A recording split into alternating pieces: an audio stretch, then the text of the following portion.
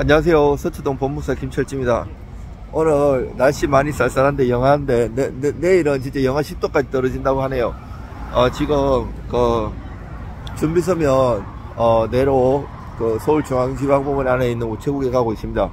보통 제가 이제 소송 처음에 이제 넣었을 때 전자를 했으면 전자로 넣어드리는데 본인이 넣거나 다른 법무사가 하느라 준비 서면 일에 맡기면 종이로 내는 경우도 있어요. 준비 서면 같은 경우 내는 기간에 제한은 없지만 보통은 변론기일 일주일 전에는 내는 게 좋아요. 보통 변호사님들 재판 전날이나 또 법정에 가져가 갖고 내는 경우가 있는데 그걸 상당히 판사님들이 싫어해요. 저도 제가 당사자가 돼갖고 소송도 해보고 많은 손님들 소송도 해봤지만 소송하게 되면 마음이 정말 힘들고 간단한 거 이길 것을 예상하더라도 보통 쉬운 게 아니에요. 상황마다 괴롭고 번뇌가 있고 잠도 못 자는데 더군다나 재판 앞두고 걱정이 많이 되걸랑요. 근데 이거 재판에 전날 뛰고 오면 진짜 잠 못 잡니다. 답답해. 그리고 재판에 나와갖고 내는 경우도 있어요. 원래 변호사님들이야 매일 재판이 나오는 거지만 일반인들이 재판 잘 모르잖아요. 그래서 많이 당황하게 되는 건데 적어도 일주일 전에는 재판 변론기일 일주일 전에는 준비 서면을 내 가지고 충분히 숙지하고 올 수 있도록 해야 돼요. 준비 서면은 처음에 원고가 소장 내면 상대방이 답변서 내걸랑요. 뭐 전체 부인하든지 그러면 이제 답변서의 청구 기각을 보통 구하는데 부인하면서 그러면 원고가 다 입증해야 돼요. 자, 이때 다음부터 원고가 피고든 소장 준비 답변서 그 다음부터 내는 게 준비서면인데 준비서면도 잘 내야 돼요. 그냥 상대방 내가 만약에 원고라고 하면 피고가 답변서 냈을 거 아니에요. 그 답변서에 대해서 조목조목 사실관계와 법리를 반박해 줘야 돼요. 대충 심파조로 써갖고는 안 되고요. 반대로 내가 피고라 그러면 처음에 상대방 소장에 대해서 답변을 하고 거기 간단히 답변한 다음에 이제 중요하게 준비서면을 작성해서 내면 되는 겁니다. 사실관계 부분에서 모순이나 있으면 그 사실관계를 조목조목 반박해주고 말싸움이라고 생각하시면 돼요. 그 다음에 증거가 있으면 증거를 여수에 배치하면 되고요. 또 법리 같은 거 있어요. 법리를 만약에 뭐 손해배상 같으면 민사 같으면 민법 757 불법행위 손해배상했다면 고의과실, 손해, 인과관계 이런 거에 대해서 조목조목 반박해주고 판례가 손해 3분수를 따르는데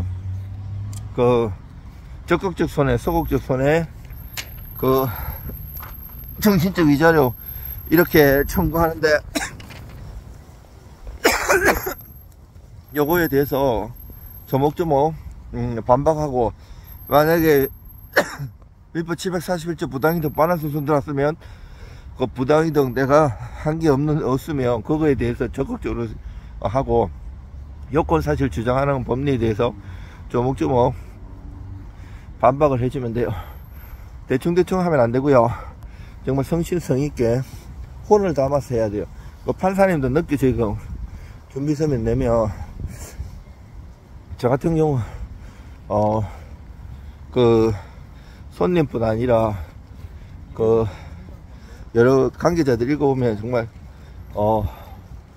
감동 줄 정도로 정성을 홍원을 담아서 씁니다. 대충 재판대로 쓰는 게 아니고 판례, 조문, 법리, 사실관계 반박 이런 걸 해서 조목조목 요소에 해주고 저는 하나의 파독을 둔다고 생각했는데 재판이면 재판 수를 딱 생각해갖고 요번에는 더 공격할 수 있는데 요정도 공격하고 상대방이 이쪽 이렇게 나오면 저렇게 반박한다는 것을 염두에 두고 소송에 임해요. 대충 안 하고 그렇게 전쟁처럼 해야 돼요. 증거도 한꺼번에 처음에 다 내면 안 돼요. 증거를 아껴놨다가 진짜 그 스모킹건 같은 경우는 나중에 탁 내가지고 상대방이 반박할 수 없게끔 당황스럽게 딱 해야 되고요. 재판 지연을 끌려고 하는 그렇게 하는 게 아니고 작전을 잘 짜가지고 그때 내야 돼요. 변론 종결하면 증거 내도 참조 서면으로밖에 못 내기 때문에 또 안 돼. 그래서 정성스럽게 잘 쓰셔야 돼요. 그 대충 해갖고는 안 되고. 여기 이제 서울중앙지방법원 우체국에 왔는데 지금 밖에 많이 추워요. 밖에 많이 춥고 근데 여러분들 경기도 많이 힘들고 어렵고 이렇지만 이런 시기에 소송까지 당하면 정말 황당하고 많이 힘듭니다. 변호사님 쓰면 좋지만 쓸 형편이 안 되고 이럴 때 법무사를 찾는데 법무사도 변호사들 이상으로 소송 투자하는 분들도 많고 가격은 저렴하면서 합리적으로 잘하는 사람들이 많아요. 지금은 나홀로 소송이 70% 넘어요. 나홀로 소송이 70% 넘는다는 거는 그거를 진짜 개인이 한다는 게 아니고 법무사가 하면 나홀로 소송으로 잡히걸랑요. 많이 조력을 하고 서민들의 편에서 많이 조력하고 있는 것이 현실이에요. 그래서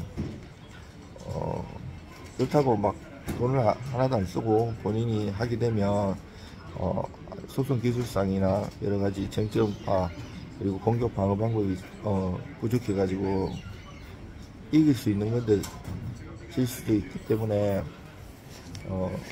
법률 전문가하고 의논해 가지고 제대로 준비하는 것이 굉장히 좋습니다. 그리고 소장이 오면 그 소장에 대해서 답변서도 처음엔 너무 장하게 쓸 필요 없고 전부 부인하는 게 좋죠. 부인하고 내가 상대방이 원고가 다 입증할 수 있도록 민사소송의 격언에 입증 책임 있는 곳에 패소 책임이 있다는 말이 있거든요. 이게 무슨 말인가 하면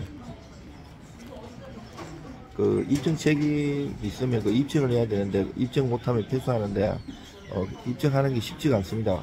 그래서 입증 책임을 전환하든지 반대로 상대방이 입증할 수 있게 하는 것이 부인이고, 부인과 항변에 대해서 제가 유튜브에다 많이 올려놨는데 그런 것도 한번 공부하시는 것이 좋습니다. 그리고 소장도 이행해소, 확인해소, 형성해소 이렇게 있는데, 이행해소는 내가 피고를 찍는 애가 피고가 되는 건데 굉장히 소송 종류도 많아요. 민법 750조 불법행위 손해배상 청구, 민법 741조 부당이득 반환 소송, 그리고 분묘 구리 소송, 건물 철거 소송, 명도 소송,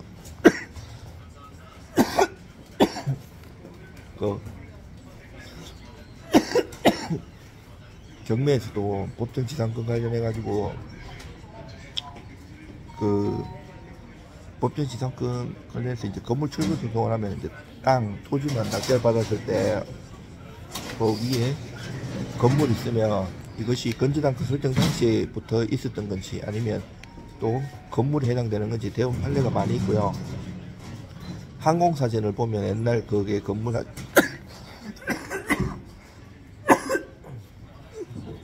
죄송합니다. 파악할 수 있고요.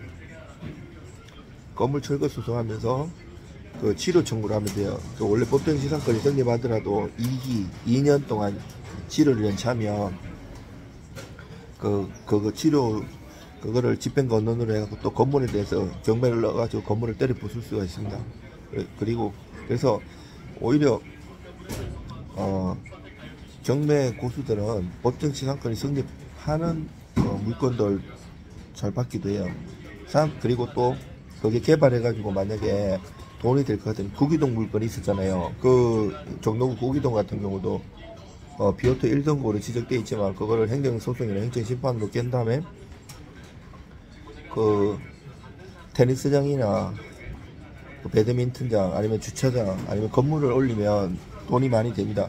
그게 감정가가 20억인데 지금 며칠 전에 7억 7천에 낙찰을 했는데 거기 시세는 한 26억 합니다. 예.